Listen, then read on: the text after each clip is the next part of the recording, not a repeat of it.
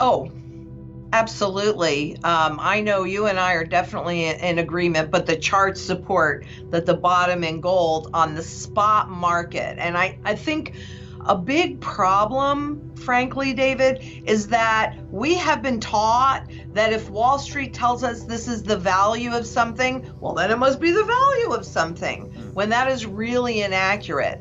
So when you ask me where gold is going, in terms of dollars or euros or yen or any of that fiat money, a lot higher.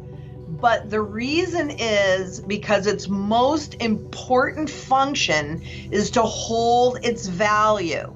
So if you look at what the global central bankers are doing for themselves, they are accumulating gold at the highest levels that they've ever recorded, even as the price has been consolidating 1460 whatever.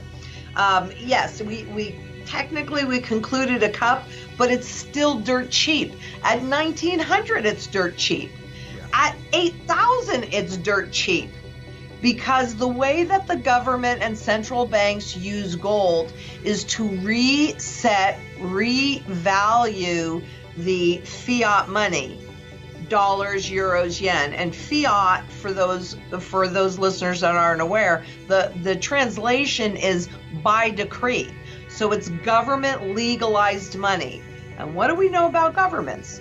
If they have the right to legalize it, they can also say, we saw this in India just a couple years ago, oops, no longer legal to use. And they demonetized something like 95% of all the currency that was out there in order to push their population into going cashless, because frankly, that gives them a lot more control. So you don't own physical gold outside of the system because it's going to go up in nominal terms. And anytime you hear me say nominal or notional, that means you don't really, there's not a clear value. That's just a number representation. You own physical gold in your possession because it is outside of their system, and because it performs the same most important function that it always has.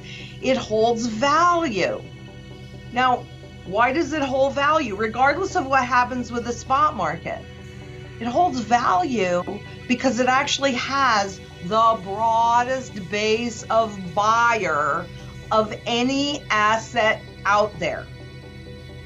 In other words, it's used in manufacturing, it's used in the financial system, it's used in medicine, it's used in food, it's used in art, it's used in jewelry.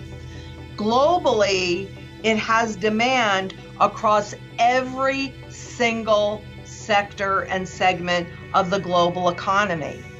So maybe the price goes up, maybe it goes down. I mean, historically, before we went on the fiat system, it would go inside of a range. But there is always demand, because what gold does for governments and central bankers, which is why they don't like it, is it forces them to have fiscal responsibility, and it puts limitations on the debt that they can grow. And as we've seen, particularly since the financial crisis hit in 2008, what we've like tripled or quadrupled our debt levels. Yeah. So they wouldn't have been able to do that if we were on the gold standard, but that is exactly why it would be a very good idea. Having said that, when there is a reset of the financial system that has already begun, and we know this also because if you look at all of the traditional bank layoffs that have been going on and the rise of financial technology, well, there is that shift that's happening right there. I'm actually going to be doing a piece on this probably next week specifically. Well, those that hold it, which is why the central bankers are buying it, are going to have massive opportunities.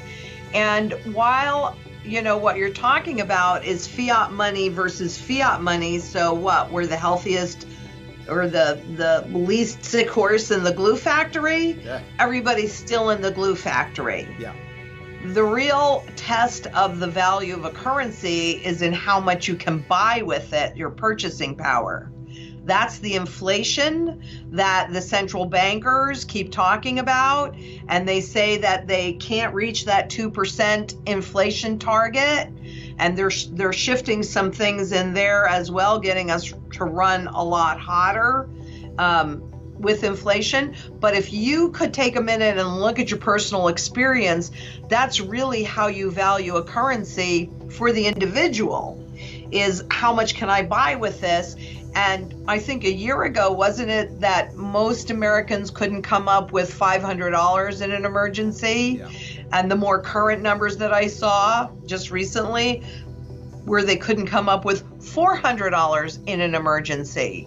So I don't think it's getting better out there for the normal population. And I think that their cost of living has definitely gone up way more than that inflation level.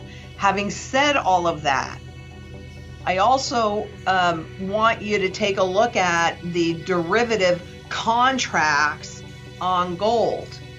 The Office of the Comptroller of the Currency publishes a quarterly report on derivatives held in FDIC insured banks.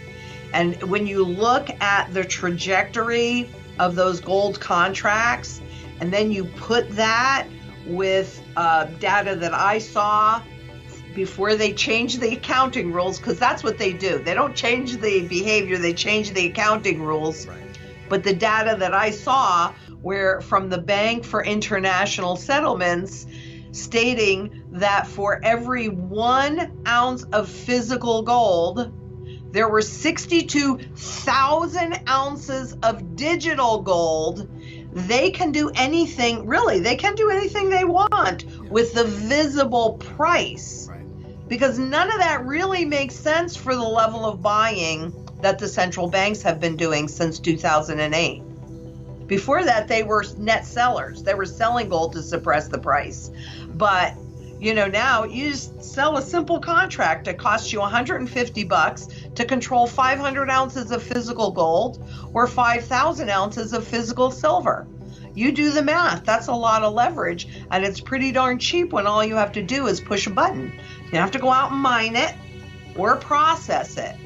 And I think a lot of people just put too much confidence in these intangible instruments that are really designed by Wall Street, and a lot of their function is in perception management. In other words, getting you to believe what you see so that you move forward in a way that supports their goals.